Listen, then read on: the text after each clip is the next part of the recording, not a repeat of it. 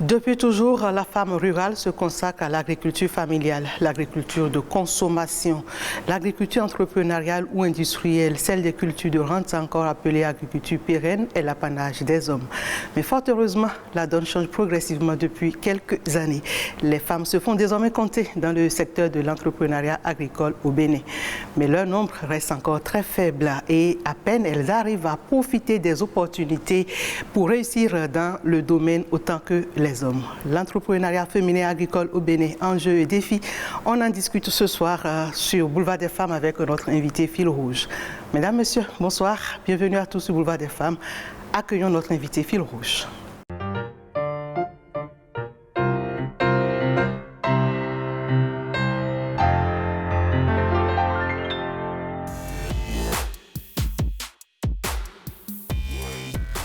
Christiane Maounion Kodjo, épouse Tossou, est l'actuelle vice-présidente de la Chambre de commerce et d'industrie du Bénin, CCI Bénin, chargée des régions économiques. Entrepreneur dans le secteur du tourisme et de l'hôtellerie, owner et manager d'une entreprise qui se concentre sur le voyage, le tourisme, l'événementiel et la promotion des destinations, Christiane Kodjo Tossou est aussi la présidente de l'Association des tours opérateurs du Bénin, une association de femmes tours opérateurs. Totalement engagée pour la cause de l'entrepreneuriat, elle ne se lasse pas d'innover afin d'impacter non seulement sa génération, mais aussi la couche juvénile en proie au chômage. Elle assure par ailleurs le management de développement de 2 autres entreprises dans le transport, le fret aérien et la production du riz local. Son challenge, assurer la création de richesses et d'emplois pour les jeunes à travers la promotion du Made in Bénin. Seule femme du bureau consulaire de la CCI Bénin pour la mandature 2020-2025, Christiane Kodjo Tossou défend la cause de la femme. Elle a été élue le 7 août 2021 présidente du WeFund Bénin, le premier réseau de femmes entrepreneurs qui mutualise leurs épargnes pour promouvoir l'entrepreneuriat féminin par la formation, le financement et l'ouverture des marchés. Fort de ces différentes expériences, Christiane Kodjo Tossou voudrait partager son expertise sur des thématiques telles que l'entrepreneuriat jeune et féminin, le leadership, l'entrepreneuriat agricole, le tourisme et le coaching.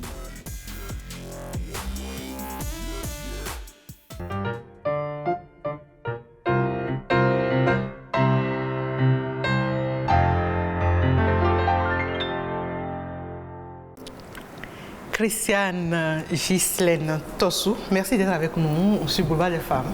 Merci Ghislaine de m'inviter sur Boulevard des Femmes et merci à toute l'équipe de l'OATV qui me reçoit aujourd'hui. Mirabel Akpaki, femme Salomé Atadedi. Bonjour Ghislaine. La forme? Ça va. Vous avez compris pourquoi j'ai insisté sur Ghislaine? Justement, on a du plaisir à avoir une autre Ghislaine sur le plateau. Ça fait 2 ce soir. Ah ouais, donc vous allez souffrir, mais vous ne pouvez rien. La première question, elle est pratiquement classique sur cette émission.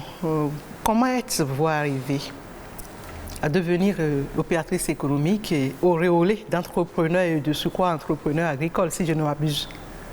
Wow, le parcours n'a pas été facile. Disons qu'au début, j'ai quand même fait une expérience travailler dans une entreprise en tant qu'employé.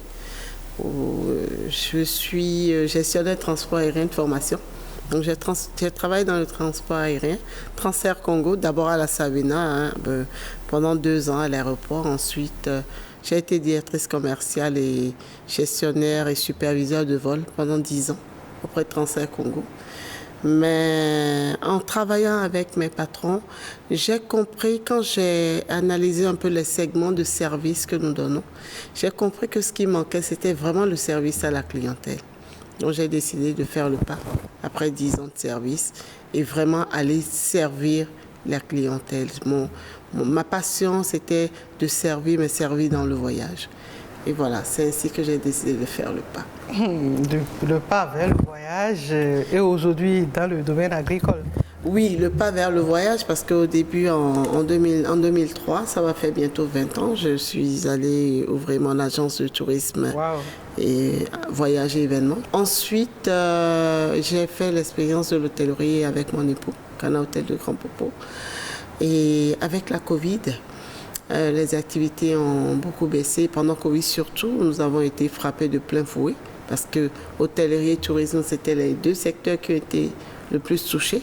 Et donc, moi, étant quelqu'un qui aime beaucoup toucher à tout, j'ai commencé à réfléchir, parce que j'ai fermé mon agence pendant une année, l'hôtel pendant 8 mois.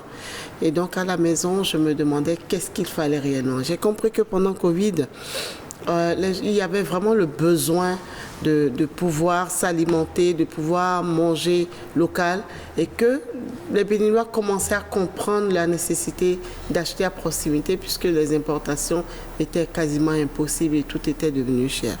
Et j'ai rencontré un beau-frère à moi dans la région du Zou, à Agoné, qui faisait sa petite expérience de production de riz. Et j'ai commencé à me former avec lui. Et nous avons mis en place un partenariat, créé ensuite une coopérative, et nous avons commencé à produire le riz. C'est vrai que la première production début 2020, c'était juste 2 tonnes de riz, mais que nous avons transformé et distribué passionnément. Et nous avons pris goût parce que les gens ont aimé. Nous avons fait déguster. Et nous avons continué l'aventure jusqu'à aujourd'hui. On est arrivé à faire 50 tonnes de riz au minimum par saison. Donc 50 tonnes de riz x 3 par an. Mais dis donc, on dirait que le domaine agricole, notamment le secteur du riz, est porteur. Apparemment, juste de 2019 ou de 2020 à maintenant. Oui.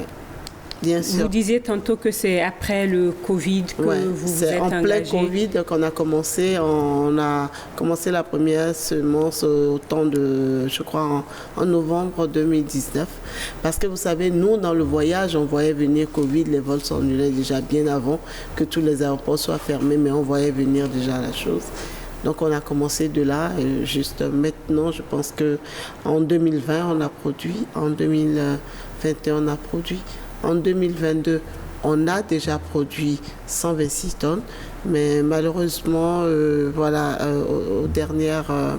les dernières crues qu'il y a eu, nous avons eu une bonne partie du champ qui a été dévastée, mais c'est la joie de l'entrepreneuriat. Ah oui, comme quoi, alors pourquoi la production du riz? La production du riz, parce que déjà moi-même, je suis quelqu'un qui mange beaucoup le riz sous toutes ses formes. Mais quand j'ai fait un peu une analyse du marché, une prospection, nous avons compris que, à part le maïs et le manioc, les Béninois se nourrissent essentiellement de riz, à part le maïs et le manioc. Donc il y avait un réel marché. Et quand on voit les chiffres, on voyait les chiffres de l'importation, c'était énorme. Alors qu'on pouvait produire du riz, et nous achetons les semences pures avec les agences territoriales, les ATDA aujourd'hui, qui est ancien Carder. Donc on arrivait à acheter une semence pure et à produire sur place. On s'est dit pourquoi pas. Et donc voilà, le marché existe, parce que les gens commencent à comprendre. Aujourd'hui, je peux vous dire pratiquement que moi je suis en rupture de stock, parce que les gens ont vraiment commencé. Et puis cette idée du gouvernement de lancer le mois du consommation local depuis, c'est la 3e édition je pense, ça a fait quand même réveiller la fibre patriotique un peu quand même dans la société béninoise. Et aujourd'hui, je crois que les Béninois commencent à comprendre qu'il faut consommer local pour encourager les entreprises et surtout pour créer de l'emploi. Ben, on peut dire que vous êtes tombé sur une mine d'or, hein? Vous étiez fonctionnaire, ce n'est pas que vous étiez désœuvré, mais vous avez décidé de démissionner et de vous lancer dans l'entrepreneuriat. Oui. Ça s'appelle vraiment de l'audace. Et ce n'est pas tout le monde qui peut décider de faire une chose pareille. Laisser son petit salaire et commencer par reprendre, je vais dire, comme à zéro sa vie. Oui. Ce n'est pas facile. Qu'est-ce qui vous a donné cette audace-là, ce courage? Je pense que j'aimerais remercier au passage mon époux qui m'a beaucoup soutenue. Ah ouais. Dans cette initiative, parce que vous savez, quand vous avez des projets et que votre environnement, vos proches ne vous soutiennent pas, vous ne pourrez jamais y arriver. Donc j'ai été beaucoup soutenue par mon époux, j'ai été soutenue par ma mère et mes amis, parce que j'étais directrice commerciale et je gérais également le service qualité. Et pour moi, faire du service, c'était vraiment faire du service zéro défaut. Tant que le client n'était pas satisfait, je ne pouvais pas être tranquille. Et ce qui a fait que pendant 10 années où j'ai travaillé pratiquement 7 jours sur 7. J'étais au boulot tous les jours parce que je voulais vraiment donner du service zéro défaut. Et donc, quand j'ai décidé de faire le pas, vu dans quel secteur je voulais aller, c'était continuer dans le voyage, mais vraiment servir le client, parce que je trouvais qu'il n'y avait pas d'alternative pour les clients. Quand vous venez en compagnie aérienne, vous avez un produit qu'on vous propose, mais une agence de voyage peut vous proposer plusieurs alternatives. Et donc, voilà, comme j'étais déjà dans ce métier, je pense que tout le monde m'a encouragé à penser que je pourrais le faire. Et je ne regrette pas. Alors, parlons d'entrepreneuriat agricole. Qu'est-ce que cela englobe en général? L'entrepreneuriat agricole, être entrepreneur agricole, c'est d'abord être entrepreneur. Hein. Vous savez, être entrepreneur, c'est déjà avoir ce rêve-là, avoir cette vision d'apporter de la valeur ajoutée dans un secteur ou dans l'autre. C'est avoir ce rêve-là, mais mettre en place les actions nécessaires et s'outiller pour pouvoir concrétiser ce rêve-là. Mais moi, au-delà de ça, c'était également pouvoir créer de l'emploi pour les jeunes et de pouvoir faire ce qui me passionne. Et donc, entrepreneuriat agricole, je vous ai dit tantôt comment je suis arrivée là, mais la même passion qui m'a animée à démissionner et à aller dans le transport, dans le tourisme et l'hôtellerie, cette même passion-là m'anime aujourd'hui. En tant qu'entrepreneur agricole, je me suis investie dans l'agriculture. Je pense que le fait aussi que le gouvernement a commencé à communiquer sur le secteur riz et a commencé à en faire la promotion, a commencé à faire des projets dans ce secteur-là, m'a encouragé à y aller. Donc, être entrepreneur agricole, c'est vraiment pouvoir mettre en place, pour moi, c'est pouvoir mettre en place une chaîne de valeur dans le secteur d'activité où on est, qui fonctionne. Mais il faut pouvoir identifier effectivement là où vous pouvez travailler sur cette chaîne, sur quel segment de la chaîne de valeur vous pouvez travailler pour que vous puissiez aider à dynamiser le secteur d'activité où vous êtes. Oui, Mirabel, tu voulais parler. En dehors du soutien familial, du soutien de votre époux, est-ce que vous avez eu besoin d'une formation quittant le monde de l'hôtellerie pour le secteur agricole? Parce que c'est deux mondes diamétralement opposés. Une façon de dire peut-être la démarche à nos téléspectateurs pour que ceux qui voudraient se lancer un jour sachent comment y parvenir. Mais absolument, vous savez, nous sommes à l'ère de la globalisation et donc on ne peut plus faire de l'à peu près. Si vous avez, tantôt je disais, vous avez un rêve, votre travail vous donne les outils et les compétences nécessaires pour y arriver. Et donc, oui, j'ai voulu être entrepreneur agricole.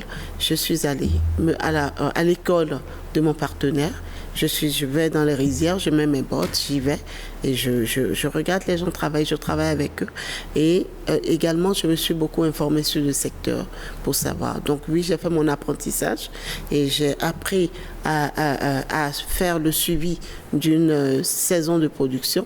J'ai appris à faire la transformation, à utiliser des décortiqueuses, des trieuses. J'ai appris même à designer mes visuels, mon logo.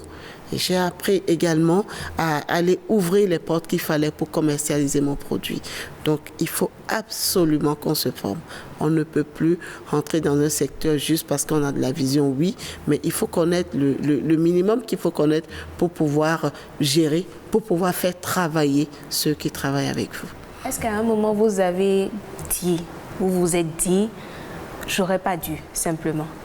Je pense que jamais. Je pense que j'ai une fibre entrepreneuriat quand même, parce que ma grand-mère déjà, elle était dans la restauration. Vous savez, dans le temps, au marché Bégamin, c'était elle, on l'appelait la Wono de Dassa.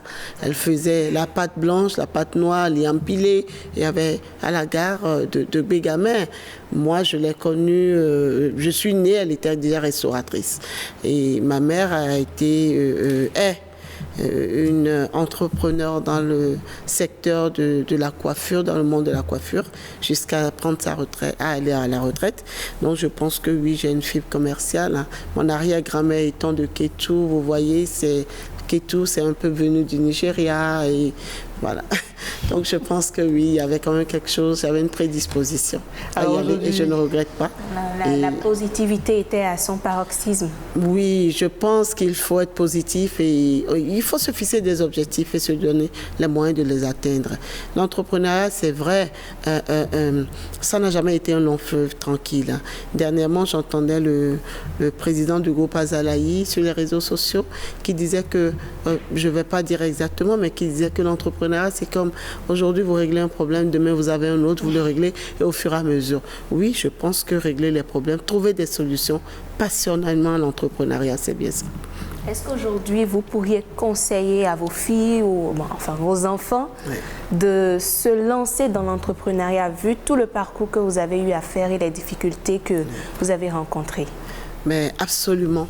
Je peux vous dire que depuis 2 ans, je fais beaucoup de séances de coaching, je fais des échanges d'expériences avec les jeunes pour pouvoir les emmener justement à l'entrepreneuriat. Parce que en fait, je pense que c'est très passionné d'être entrepreneur.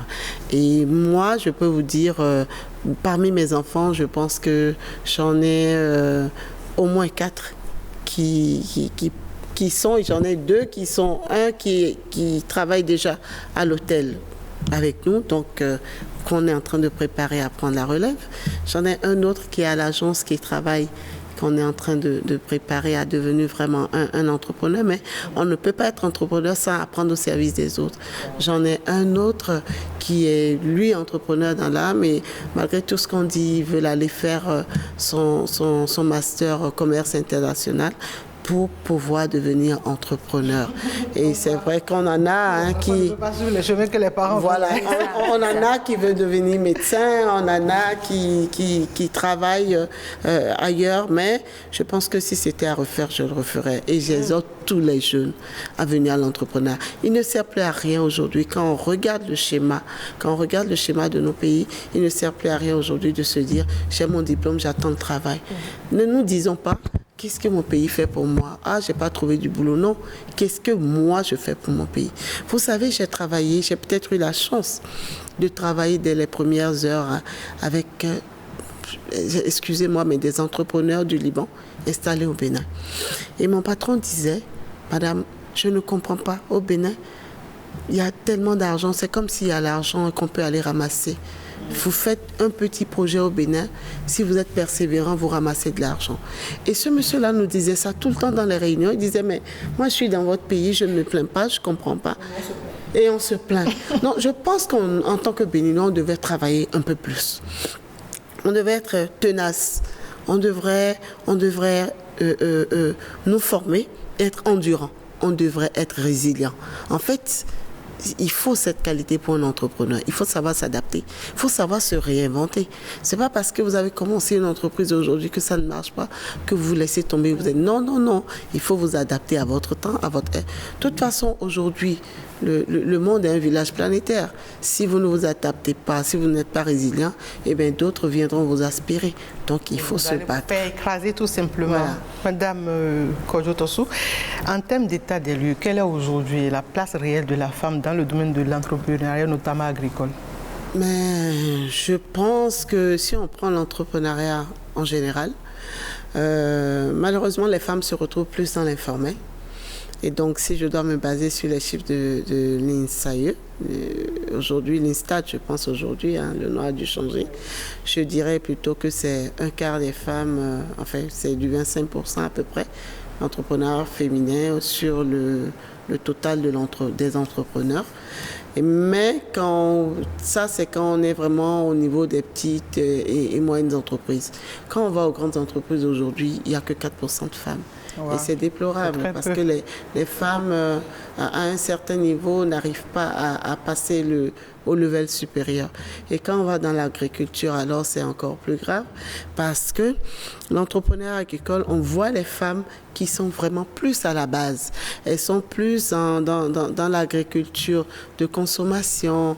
Et voilà, quand on arrive vraiment à l'entrepreneuriat, on trouve très, très peu de femmes. Et je pense que nous, on devrait travailler à ça aujourd'hui. Qu'est-ce qui explique ça, selon vous? Je pense qu'il y a beaucoup de facteurs qui rentrent en ligne de compte. Il y a d'abord l'alphabétisation. Il y a que les femmes ne savent pas lire et écrire, donc forcément, elles n'ont pas le mental d'avoir un business plus grand, de pouvoir gérer. Et il y a également le facteur foncier. Parce que quand on parle d'entrepreneurs agricoles, on parle quand même de l'intérieur du pays. C'est vrai qu'aujourd'hui, il y a une loi qui autorise les femmes à avoir du foncier, qui les protège même. Mais quand on va dans nos contrées, ce n'est pas encore entré dans les mœurs. Donc c'est difficile encore pour la femme d'avoir des terres. Il faut qu'elle aille négocier auprès du chef de famille, auprès de ses frères. Il y a ça. Il y a le volet intrant aussi, qui est un challenge. Il y a le faible taux de mécanisation également, et l'indisponibilité parfois des semences, mais il y a également le financement qui est un gros challenge, que ce soit le financement pour la femme et pour les hommes, mais pour la femme particulièrement. Vous savez, aujourd'hui, c'est vrai que depuis 1 an, nous avons des banques qui commencent à financer l'agriculture, mais en réalité, pour le financement, on vous demande toujours du foncier. Et les femmes, surtout à l'intérieur du pays, n'ont pas de foncier à mettre en garantie. Donc, il leur est difficile de rentrer. Et du coup, quand on regarde de l'extérieur, on se dit, mon Dieu, c'est un monde masculin, donc les femmes n'ont pas le courage d'y arriver. Moi, quand j'ai commencé à m'intéresser au riz, même mon partenaire se disait, vous êtes sûr que vous voulez faire du riz? Vous êtes sûr que vous allez venir quand on va faire le décortiquage, quand on va faire le tri, quand on va faire... Et je dis, oui, mais vous êtes entrepreneur de coton. Je dis, mais je veux. Donc j'ai dû aller passer quelques jours, regarder comment ça se passe et m'intéresser. Moi, comme j'aimais déjà entreprendre, je me suis dit, tiens, ça c'est une niche qu'on peut exploiter. Mais les autres femmes, il y a aussi le regard de la société. En fait, quand l'entrepreneuriat agricole, quand ça arrive au niveau des cultures qui peuvent être rentables, je veux dire, il y a des secteurs, des cultures dans lesquelles vous pouvez gagner de l'argent. Quand on en arrive à ce niveau-là, on voit plutôt que ce sont les hommes. C'est un milieu purement masculin et la femme n'a pas sa place. Donc il y a quand même une petite discrimination, quoique, qui empêche les femmes, elles n'ont pas le courage. Et donc je pense qu'aujourd'hui, nous devons parler à nos sœurs, les accompagner, les aider à se former, les aider, leur apporter la bonne information. Parce qu'il y a surtout ça. Les hommes ont le courage d'aller à l'information parce qu'ils n'ont pas le lot de travaux domestiques que les femmes ont. Une femme, quand elle quitte son petit champ, elle doit rentrer à la maison s'occuper de l'enfant. Elle doit rentrer à la maison faire à manger. Tout ce qu'il y a, quand il y a un problème dans la famille, c'est à elle de gérer. Et les hommes, ils ont le temps d'aller à l'information. Autant d'enjeux et de défis. Mirabel Akpaki, vous avez rencontré des personnes ressources à ce sujet. Exactement. Au nombre de tous les problèmes posés, problèmes d'accès à la terre, surtout des terres fertiles, souvent, les femmes n'en ont pas. Les terres vastes, elles n'en ont pas également. Le problème de financement, le manque d'information, autant de défis auxquels elles font face. On va écouter notre personne ressource du jour qui nous donne son point de vue sur le sujet.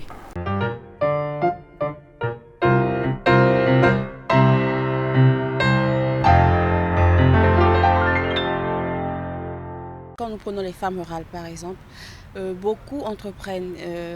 Vous aurez à rencontrer des femmes commerçantes, des femmes agricultrices, des femmes transformatrices et beaucoup d'autres. Elles sont nombreuses dans ce domaine parce que ce sont ces activités qui leur permettent de nourrir non seulement leur foyer, leur communauté. Elles sont souvent en groupement de femmes. Elles se mettent à 3, à 4, à 5. Elles font sortir une idée. Quand l'idée est retenue, elles essaient d'économiser entre elles pour mener l'activité. Pour certaines, ça marche, mais pour d'autres, non. Parce que pour celles à qui ça marche, pour qui ça marche par contre, elles sont endurantes. Elles arrivent à se contenter du peu qu'elles ont. Par contre, celles pour qui ça ne marche pas, je peux dire qu'elles n'ont pas, elles sont en manque de coaching, c'est-à-dire elles n'arrivent pas à mener ces activités faute de moyens, faute de moyens, faute de disponibilité. Parce que n'oubliez pas, ce sont des femmes au foyer.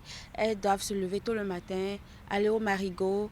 Et ce sont des femmes qui ont souvent beaucoup d'enfants. Donc elles sont obligées de gérer d'abord tout ce qui se passe à la maison avant de penser à mener une activité au dehors. Ces activités, comme je l'ai dit, ce sont des activités, elles ne sont pas là pour viser haut. Elles se contentent du peu. Elles se contentent du peu. Je mène une activité, dès que j'ai 5 francs, j'ai 10 francs, pourvu que ça m'aide à nourrir mes enfants, mon mari à la maison.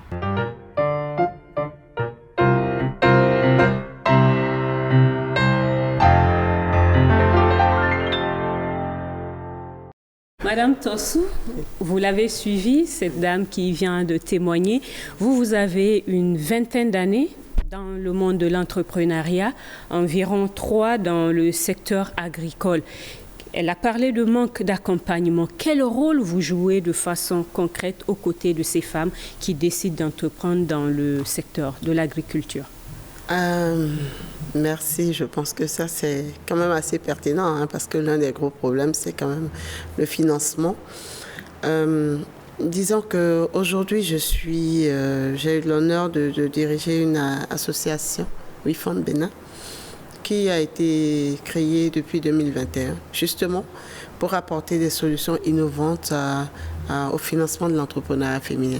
Et nos secteurs d'activité, c'est quand même que nous allons accompagner, c'est l'agriculture, c'est l'agro-industrie, c'est l'innovation et c'est également l'artisanat.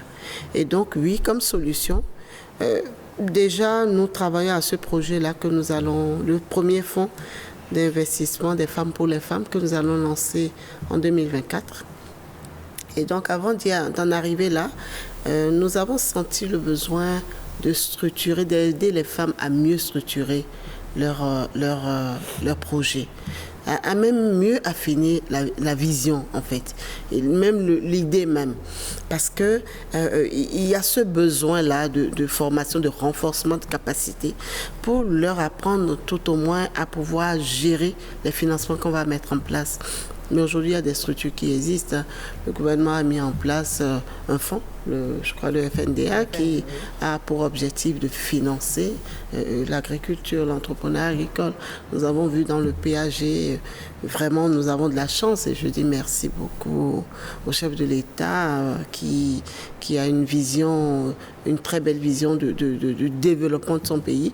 Parce que c'est vraiment... Il faut le dire, le PAG a quand même œuvré à régler beaucoup de soucis. Vous aviez parlé tantôt du foncier, mais avec la base sur le foncier aujourd'hui, les femmes peuvent se réclamer le droit d'avoir des domaines à elle. C'est clair. Et donc le PAG a fait beaucoup. Et sur l'agriculture, par exemple, je pense qu'il y a quand même 587 ou 789 milliards qui sont prévus. Et moi, dans le domaine où je suis, dans le riz, le maïs, il y a à peu près 170 milliards qui vont être investis. Et donc je pense que oui, les fonds existent. Maintenant, il faut apporter l'information. À travers les coopératives qui existent déjà, il faut faire des séances d'information et de sensibilisation. Il faut leur montrer la voie, il faut leur montrer le chemin aux femmes qui souhaitent aller à l'agriculture ou celles qui y sont déjà. Renforcer la capacité de celles qui y sont déjà, leur apporter la bonne information dans le temps qu'il faut. Parce que la bonne information, elle est bonne que quand vous l'avez dans les temps, les timings, les bons timings. Voilà. Si vous l'avez plus tard, ça ne vous servira à rien. Et maintenant, pour les femmes qui veulent aller en entrepreneuriat, agricole, moi, j'aimerais dire que l'entrepreneuriat agricole, c'est un secteur très porteur en ce moment. En fait, il y a toute une chaîne de valeur qui a été mise en place dans chaque filière. Et tout ça a été écrit dans le PAG. Il y a eu des séances de sensibilisation, de contenu du PAG. Et aujourd'hui, quand je prends un secteur, par exemple, comme l'ananas, au lieu que toutes les femmes aillent fabriquer du jus d'ananas, parce qu'elles veulent être toutes dans la transformation, à part celles qui sont dans la production, elles veulent être toutes dans la transformation de l'ananas. En jus. Alors qu'il n'y a pas que ça. Vous savez, aujourd'hui, les diététiciens nous apprennent que la tige intérieure de l'ananas aide à maigrir. Mais pourquoi est-ce que des femmes ne feraient pas un partenariat avec celles qui produisent de l'ANA pour aller récupérer ces tiges-là et les mettre en consommation et pouvoir les commercialiser? Ça, c'est des produits qui vont marcher. Et puis, il y a plein d'autres choses. Quand on prend le riz, pourquoi tout le monde a vu aller produire le riz? C'est vrai que moi, j'ai dû commencer par là parce qu'il fallait que j'ai mon expérience de productrice. Il faut que je sois partenaire parce que si vous voulez transformer, comme ce n'est pas encore fait en grande échelle, si vous voulez transformer, il faut vraiment produire. Mais aujourd'hui, le gouvernement a fait un travail merveilleux tellement que beaucoup de gens vont à la production du riz. Donc aujourd'hui, est-ce qu'il faut vraiment produire le riz tous? Non, il faut aller sur le secteur, par exemple, sur le segment, par exemple, de la transformation du riz, qui reste un gros challenge, de l'emballage. On a tendance à répéter ce qui marche et l'autre revient. Voilà, on regarde à côté, l'autre a produit du riz, et bien moi-même je vais produire. Ben non, il y a l'emballage du riz qui est un gros challenge. Il y a la commercialisation, il y a la distribution. Même nous avons besoin de comptoirs de distribution, que ce soit pour les produits maraîchers, que ce soit pour le riz, que ce soit pour d'autres choses. Nous avons besoin de comptoirs de distribution. Et je sais que les femmes excellent dans la distribution et dans la commercialisation. Donc voilà autant de niches que des jeunes femmes peuvent explorer. Alors, au nombre des grosses difficultés ou des gros défis de l'agriculture aujourd'hui, les changements climatiques. Et les femmes, elles sont pour la plupart analphabètes. Le manque d'informations à leur niveau, comment on travaille pour une résilience afin que ce qu'elles produisent puisse vraiment porter et les rendre autonomes? Parce que le but de tout ceci, c'est de les rendre autonomes. Oui, forcément, c'est l'information et la formation. Parce que pour les défis climatiques, je pense qu'il y a beaucoup d'innovations aujourd'hui. Nous avons Nous avons des gens qui produisent hors sol, nous avons des engrais qu'on ne devrait pas utiliser, des engrais bio. Nous avons la production naturelle aussi des produits. Et donc, ça, c'est des informations qu'il faut leur apporter. Il faut les informer, il faut mettre en place. Est-ce qu'il y a déjà des dispositifs mis en place qui les accompagnent? Si, je pense qu'aujourd'hui, il y a beaucoup de projets qui travaillent à mettre en place un dispositif pour accompagner.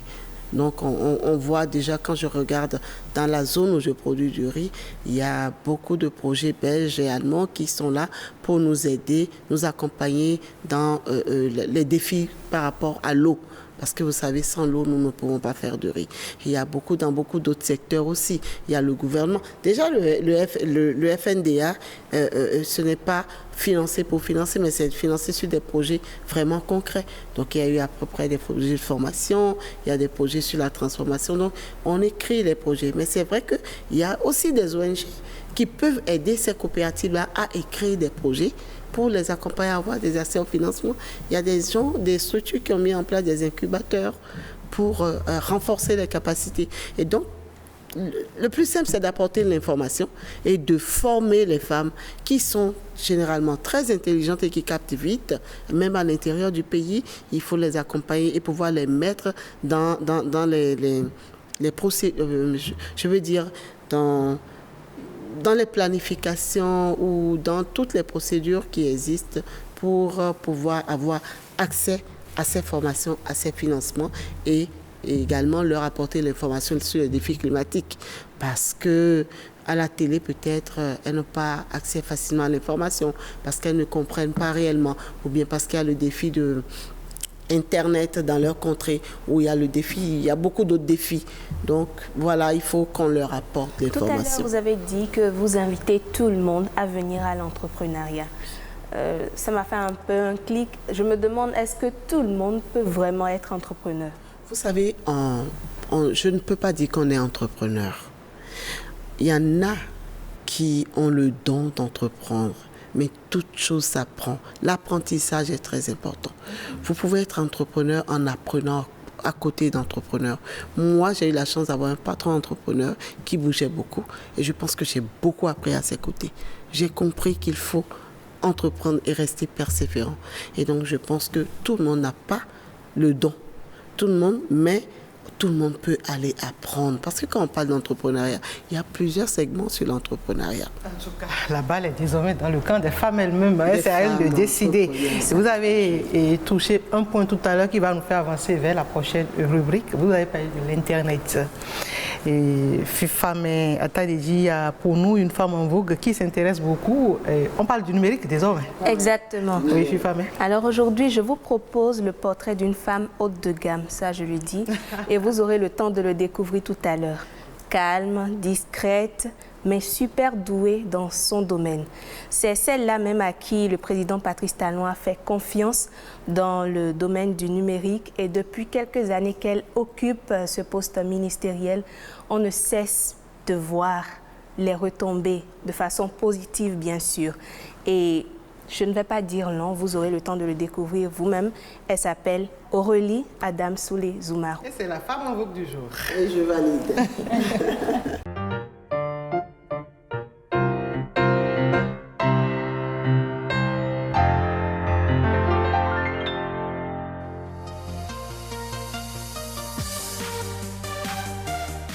Elle est née le 11 avril 1983 à Niki. Elle, c'est Aurélie Adamsoulé-Zoumarou, une femme politique béninoise, spécialiste des sciences de l'information et de la communication. En 2001, Aurélie s'inscrit en classe préparatoire aux grandes écoles en filière scientifique pour préparer les concours d'entrée dans les grandes écoles d'ingénieurs de Paris. En 2003, elle rejoint l'Institut national des télécommunications, devenu Télécom Sud Paris, où elle obtient un diplôme d'ingénieur généraliste en technologie de l'information et de la communication. Aurélie obtient en 2007 un master spécialisé dans les télécommunications et l'ingénierie des TIC à Télécom Sud Paris. En 2015, elle obtient un certificat en gestion des politiques publiques et en leadership à Maxwell School of Citizenship and Public Affairs de Syracuse. En 2017, elle s'inscrit à l'école doctorale Montaigne, Humanité, Université Bordeaux pour passer un doctorat en sciences de l'information et de la communication sur le thème Analyse des politiques publiques d'expansion des réseaux de télécommunications et des services d'éthique dans les zones rurales en Afrique, cas du Bénin. Elle obtient également un certificat en gestion des politiques publiques du leadership de la Maxwell School of Citizen and Public Affairs de Syracuse University à New York. Aurélie travaille dans l'industrie des TIC chez SFR France avant de rejoindre Accenture France en tant que consultante en système d'information. À l'Association mondiale du secteur mobile Afrique à Abidjan en Côte d'Ivoire, elle est chargée des politiques publiques dans le secteur des télécommunications. Elle contribue à apporter des services mobiles à 635 millions d'Africains sans accès équitable à Internet. En 2008, elle revient au Bénin, son pays natal, et rejoint le bureau du régulateur de l'autorité de régulation de communication électronique et de la poste, ARCEP Bénin. Elle y devient responsable du spectre jusqu'à son entrée dans le gouvernement de Patrice Talon en novembre 2017. Elle est nommée ministre de l'économie numérique et de la communication, succédant ainsi à Madame Rafiatou Monroe. Le jeudi 5 septembre 2019, à la faveur du remaniement ministériel, son portefeuille change de nom et devient le ministère du numérique et de la digitalisation. En 2020, elle est élue présidente du réseau francophone des ministres chargés de l'économie numérique.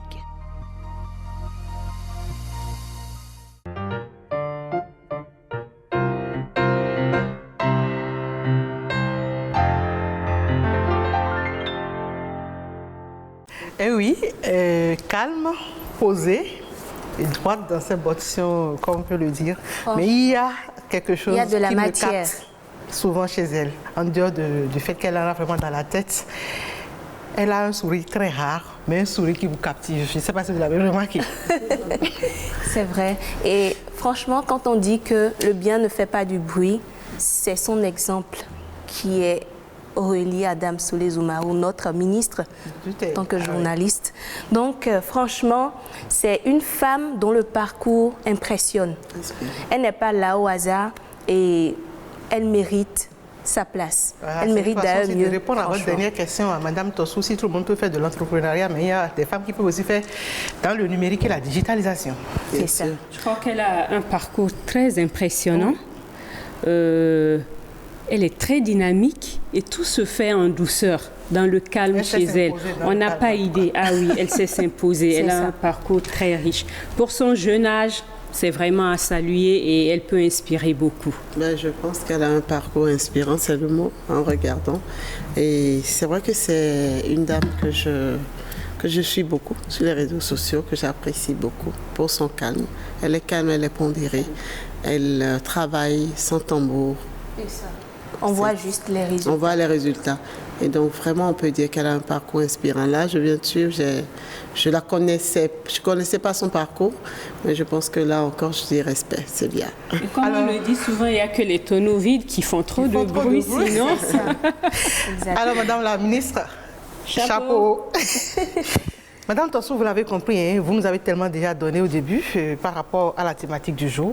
C'est nous qui avons commencé maintenant à vous faire des cadeaux. Mais ce n'est pas fini, hein, vous allez nous donner encore des cadeaux à la fin. On continue dans le sens des cadeaux et cette fois-ci, nous allons vous offrir de la poésie artistique. À l'école, vous étiez chant ou poésie? Ah, j'étais poésie. Ah, vous étiez poésie, donc ça tombe bien alors. Nous allons vous offrir de la poésie artistique communément appelée du slam et c'est tout de suite avec Harmonie Bill Kataria.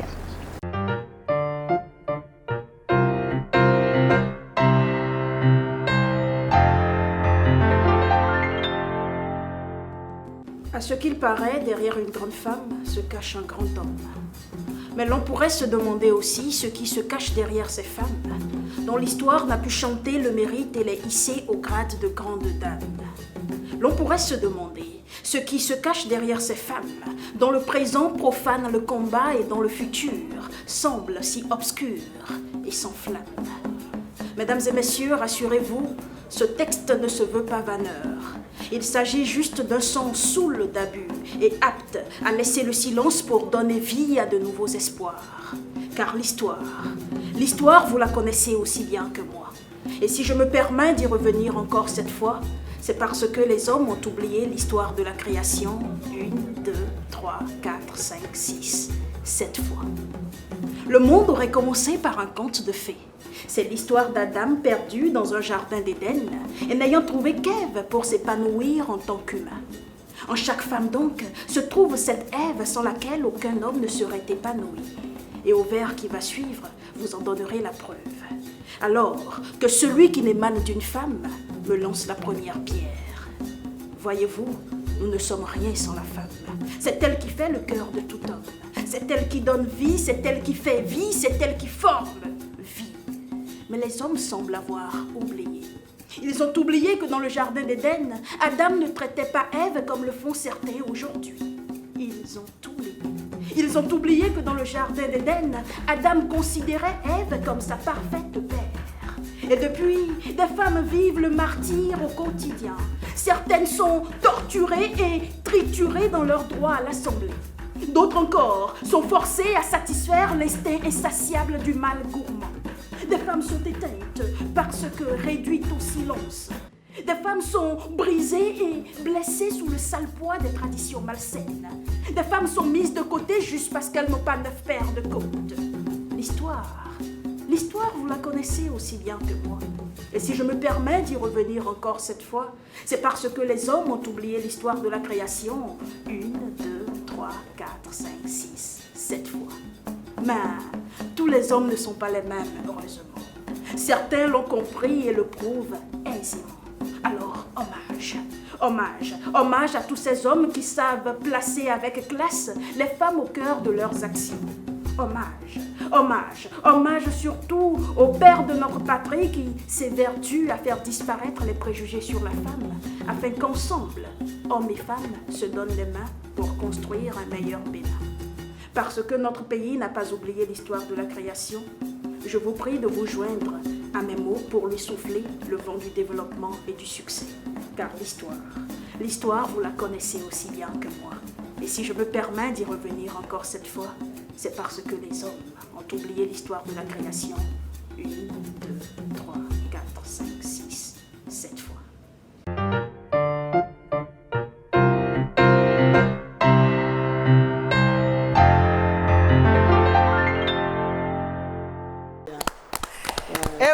Amoni Bill Kataria qui sait choisir les mots pour passer le message qu'il faut. Les hommes ont oublié l'histoire de la création 1, 2, 3, 4, 5, 6, 7 fois. Est-ce que j'ai la tonalité qu'il faut? Le son est bon. Le slam, c'est tout un légèrement si tu veux. Le décibel là, moi ça va attendre un peu.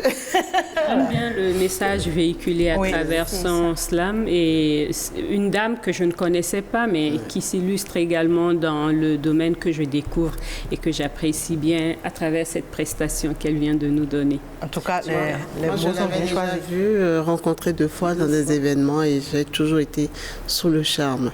Sous le charme parce que quand je pense à elle et quand je pense à toutes ces femmes qui se battent, je pense au Agodier, je pense à la femme du Dahomey. Je pense que les femmes en Afrique, en général en Afrique de l'Ouest, sont quand même des femmes qui mouillent le maillot, qui se battent. Je pense que c'est des femmes battantes et parce que elles savent qu'elles ont leur progéniture à porter. Elles portent leur progéniture, elles portent le monde. Donc je pense que oui, confier quelque chose à la femme, essaie de le transformer en meilleur. Bon, c'est pas que les hommes ne le savent pas. Amoni l'a dit. Voilà. Ils font exprès de l'oublier ou de l'ignorer. Parfois juste, et vous l'avez souligné tout à l'heure aussi quand on parlait de l'entrepreneuriat agricole, ou de cette discrimination où les hommes ne veulent pas, où ils font exprès de ne pas vraiment avoir la femme à la place qui lui revient. C'est vraiment de l'injustice. Les hommes font semblant d'oublier l'histoire. Elle a dit cette fois. Je pense que les femmes aussi devraient quand même acquérir les compétences qu'il faut parce qu'aujourd'hui, il faut que ce soit l'ère de la femme compétente en fait. Que les femmes ne viennent pas à leur poste parce qu'elles sont femmes, parce qu'on n'a pas envie qu'on nous mette à des endroits parce qu'on est femme et parce qu'on veut gommer un peu cette idée négative, cette discrimination. Non. On veut mériter sa place. Et nous avons bien vu l'exemple de Madame la ministre, Adam Soulé. Ça, c'est une femme qui mérite sa place. Et donc, je pense qu'il faut vraiment faire la promotion de toutes les femmes qui méritent leur place. Un autre cadeau pour vous. Je ne dis plus Christiane, cette fois-ci, je dis Ghislaine. Super. J'ai du plaisir à le dire. Quelques astuces pour faire de la bonne vinaigrette maison. Ça vous dit? Ah oui, pourquoi pas, j'adore faire la cuisine. Alors, Christelle, si tu es en ligne, recettes et astuces.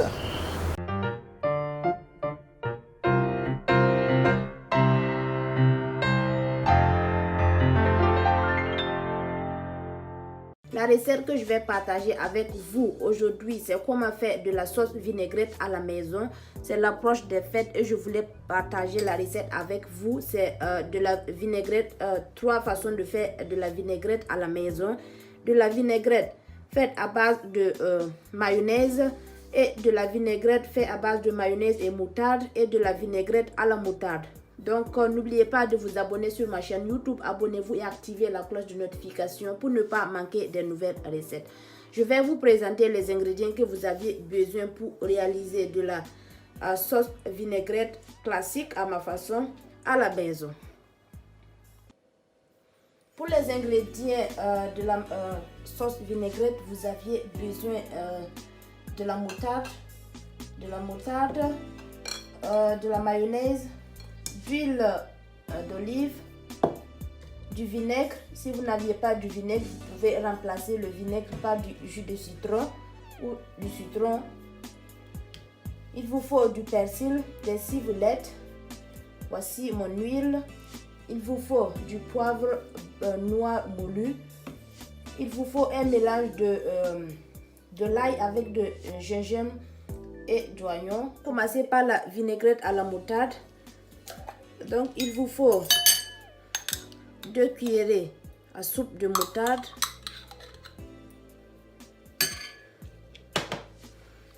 Ensuite, je vais rajouter une demi-cuillerée à café de mélange de gingembre avec d'oignon et de l'ail. Je rajoute. Ensuite, je vais rajouter mon huile.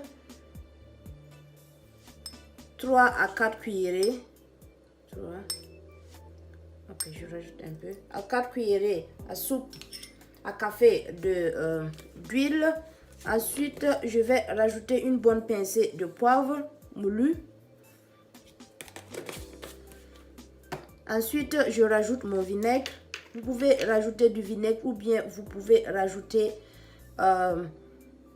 du jus de citron si vous n'aviez pas du vinaigre. 2 cuillerées. Ensuite, je rajoute une bonne pincée de sel. Il faut saler. Ensuite, il faut travailler le tout. Il faut bien mélanger. Mélanger le tout. Je vais rajouter juste un peu d'eau. Juste un peu. Et travailler le tout. Et voilà, la vinaigrette à la moutarde est prête. Je vais transférer ça ici.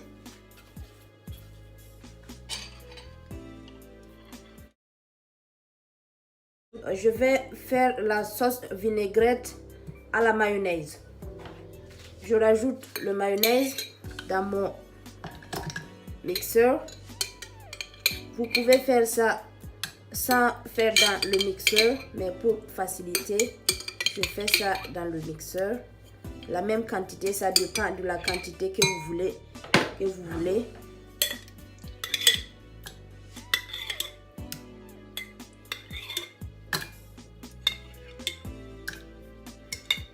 N'oubliez pas de vous abonner sur ma chaîne YouTube. Abonnez-vous et activez la cloche de notification pour ne pas manquer des nouvelles recettes.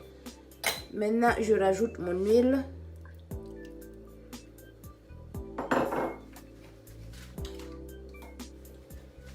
Ensuite, je vais rajouter une bonne pincée de poivre noir moulu. Ensuite, je rajoute mon jus de citron. Vous pouvez remplacer le jus de citron avec du vinaigre si vous voulez.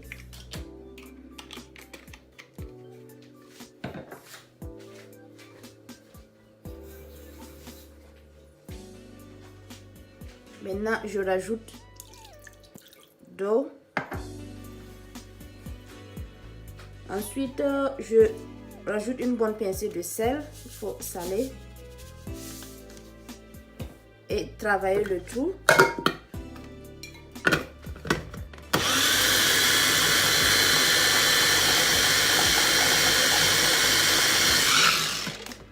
Je vais rajouter quelques feuilles de persil. Il faut travailler, pas trop.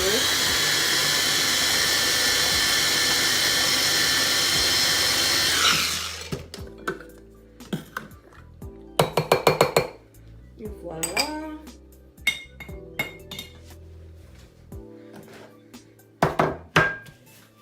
Voilà, je vais transférer ça ici.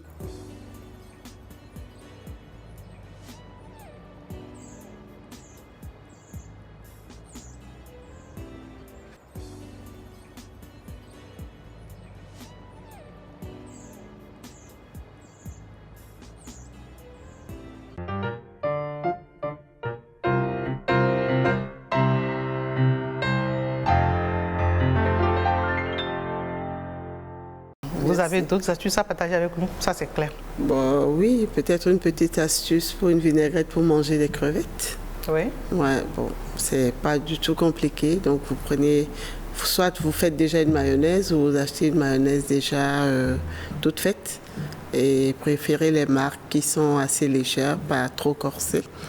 Vous mettez, pour par exemple 4 personnes, vous mettez 2 grandes cuillères à soupe de mayonnaise et vous mettez une grande cuillère à soupe de ketchup.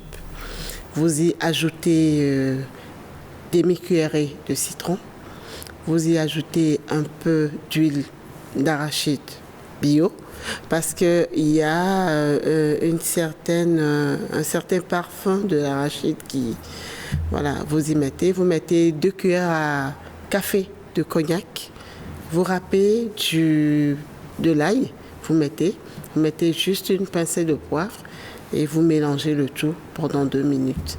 Et votre vinaigrette, elle est prête pour manger des crevettes, c'est super, super. Facile. Très intéressant. Est-ce que Madame Tossou, avec toutes ses occupations, parvient à faire La bonne cuisine à monsieur.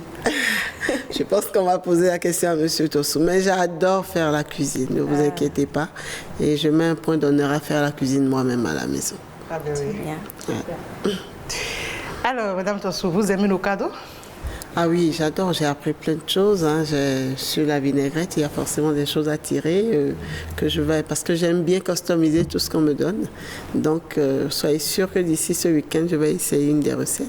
Particulièrement celle qu'elle a mélangée avec du persil, parce que le persil comme ça, mixé dans la vinaigrette, je n'ai pas vu le rendu, donc je vais l'essayer moi-même. Et ça m'a permis de découvrir Madame la ministre, que j'appréciais déjà beaucoup.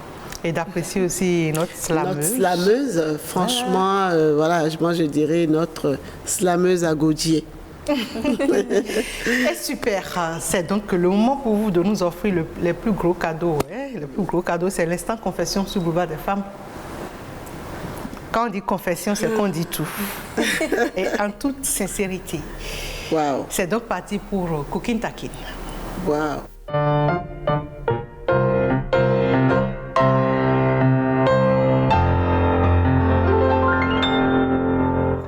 Oui, ça, on ne le dit pas.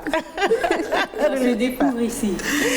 Alors, mes chers, est-ce que vous avez remarqué, comme moi, tout ce charme, toute cette fraîcheur que dégage Madame Christiane Kodjo-Tossou?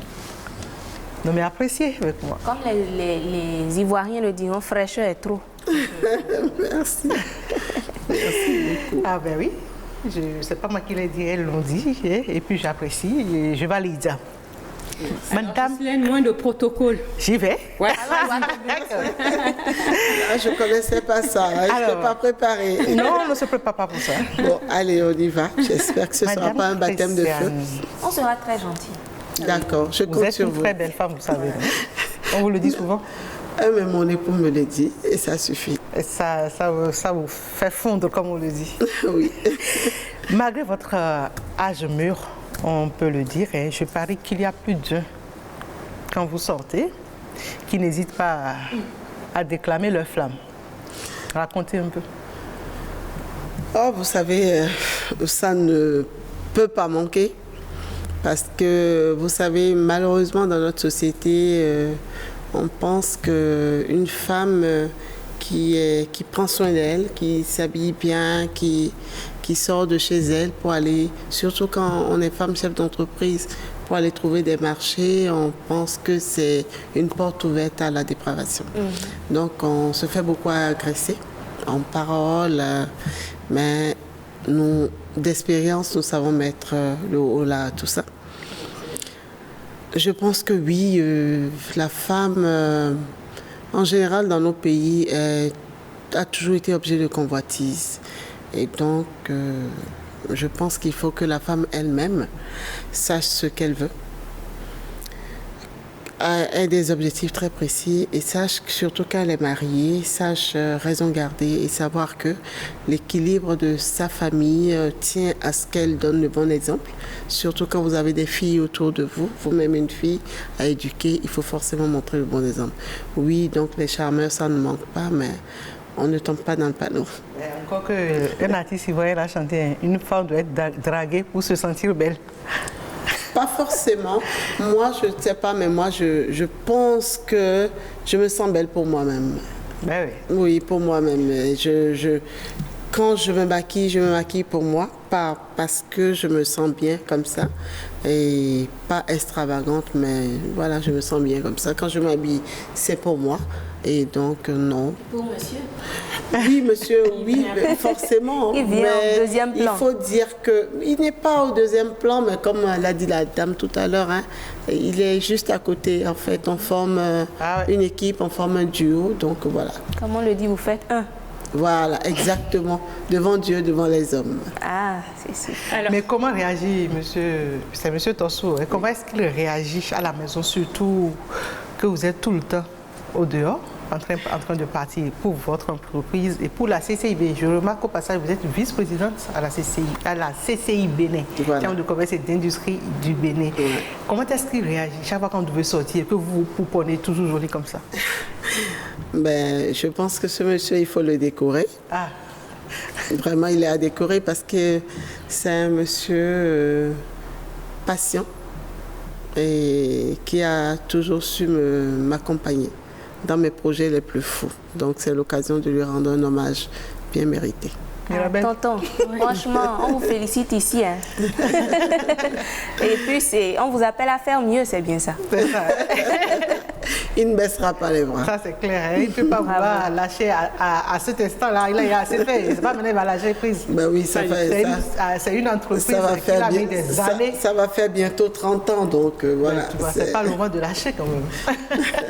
Alors, votre plus belle histoire d'amour, elle remonte à quand et elle a été faite de quoi? Elle remonte à 28 ans et demi. C'est celle avec mon époux. Et je continue de la vivre. Et je pense qu'elle est tout aussi belle qu'au départ. Est-ce que vous avez déjà piqué des crises de jalousie parce que vous avez soupçonné monsieur par rapport à... On se comprend? Crise de jalousie, disons que je suis une femme très possessive et très jalouse. Donc des crises de jalousie, je pense que j'en ai piqué des milliers de ma vie. Et vous le faites encore? Beaucoup moins, avec l'âge quand même. À vous voir, on ne dirait pas. Hein? Avec l'âge quand même, on se dit, bon, on a fait toutes les guerres, on a vu plein de choses. Donc, on s'assagit. J'aime bien cette expression, on a fait toutes les guerres. On a vu plein de choses. En tout cas, en ménage, on a fait toutes les guerres. Ouais. Je me suis mariée très très jeune. Et donc, je pense qu'en ménage, on a fait toutes les guerres. Et alors, vous entrez dans un bar et puis vous voyez monsieur en compagnie d'une jolie dame. Sans savoir qu'il était supposé être avec cette jolie dame en question. Quelle sera votre réaction? Ou quelle a été votre réaction? Peut-être que c'est déjà arrivé? Non, c'est pas arrivé parce que heureusement, malheureusement, je sors très peu. Donc, il n'y a pas de chance que je surprenne monsieur quelque part. Je ne sors pas beaucoup. Je passerai mon chemin parce que si je ne suis pas si je ne suis pas censée savoir qu'il est là, je pense que je passerai mon chemin et je l'attendrai à la maison. C'est ça. Il finira par rentrer. On va gérer ça. Ça, c'est dangereux en fait. On va gérer à la maison. C'est très sage. Ça fait moins de scandales en public. Il ne faut pas se ridiculiser. Ça ne sert à rien aujourd'hui. Peut-être qu'on était plus jeune, j'en sais rien. Je n'ai pas eu l'occasion, mais aujourd'hui, je ne me vois pas en train de faire du scandale. Voilà. En termes de coquetterie, qu'est-ce que vous faites pour récompenser M. Tosso de tout son soutien, toute sa patience à vos côtés? Je pense qu'on va lui demander. Là, vous me demandez trop de choses. Je pense qu'on va garder la question et on va poser la question à M. Tosso. On va poser la question à M. Tosso, mais vous-même, quels sont les efforts que vous faites? C'est l'instant confession, n'oubliez pas. Qu'est-ce que je peux dire? S'il était là, on m'aurait soufflé. Hein. Non, parce que du coup, c'est sûr que vous avez quand même, dès que vous sentez que, monsieur, là, je l'ai brimé un peu cette semaine, monsieur, je l'ai un peu négligé cette semaine, oui, ce mois-ci. Et vous avez quand même de décider de faire quelque chose. Un petit truc auquel il ne résiste pas. Si, je sais que j'aime faire la cuisine, donc c'est déjà ça. Et mon mari aime bien manger de ce que je fais.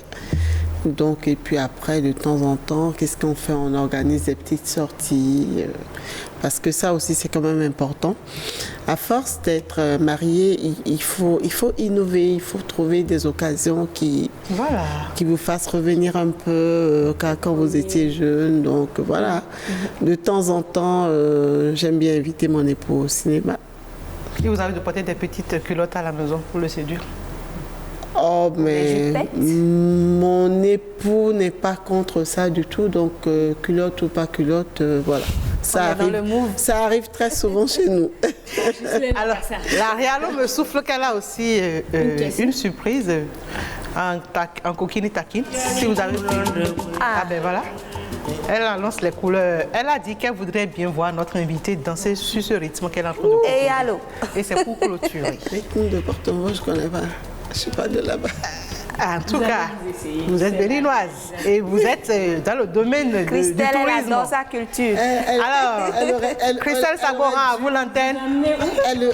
Elle aurait dû m'emmener à Gonizayando chez mon époux, ou à Ouida chez moi, ou surtout à Dassa chez ma mère. Ça aurait été très facile. À Dassa chez ma mère, ça aurait été facile.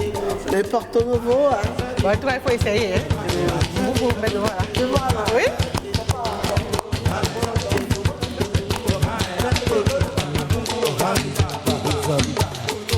Eh ouais. C'est déjà ça. Ah, alors. C'est qui la question? Les fonds diront assez grands.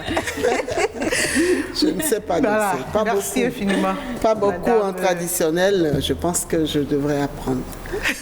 Mais c'est déjà Non, bien mais d'avoir c'est- accepté. Vous prêter au jeu. C'était pas gagné d'avance, surtout que vous n'étiez pas préparé du tout à ça. En tout cas, merci. C'est super ce que vous avez fait.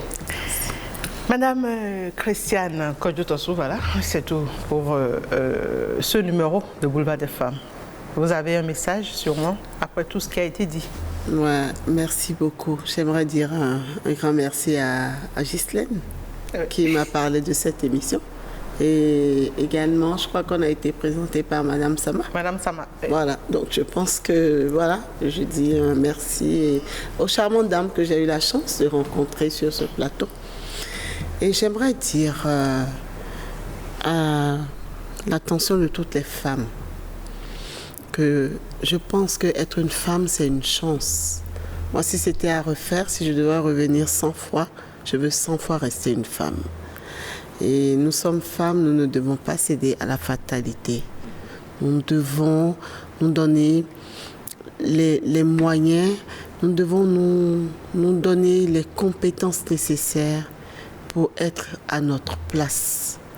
Et n'oublions pas qu'une femme doit être un modèle de la société parce que c'est nous qui portons la famille, c'est nous qui portons la vie surtout. Donc, soyez femmes, soyez fières et soyez surtout battantes à l'exemple de nos Amazones. Merci beaucoup. Merci infiniment à vous, Madame Tosso. Mirabel, Fifamé, Madame Tosso a clôturé l'émission pour nous. Fidèles amis téléspectateurs, c'était Madame Christiane Kodjotosu, opératrice économique, entrepreneur agricole surtout, et vice-présidente à la Chambre de commerce et d'industrie du Bénin. C'était notre invité fil rouge sur ce numéro de Boulevard des Femmes. Merci Madame Tosso pour ces riches moments de partage. Christelle Sabourin, notre fidèle réalisatrice, merci à toi aussi et à toute ton équipe de réalisation. Fidèles amis téléspectateurs, voilà, c'est tout pour ce numéro de Boulevard des Femmes. Fifamé, Salomé Atadiji, Mirabel Akpaki et moi-même vous disons merci pour votre aimable attention. Vous pouvez revoir toute l'émission sur le site web de l'ORTB, www.ortb.bj. Et vos critiques et suggestions sont également attendues sur notre page Facebook Boulevard des Femmes ORTB. Merci à tous et ensemble on dit à bientôt.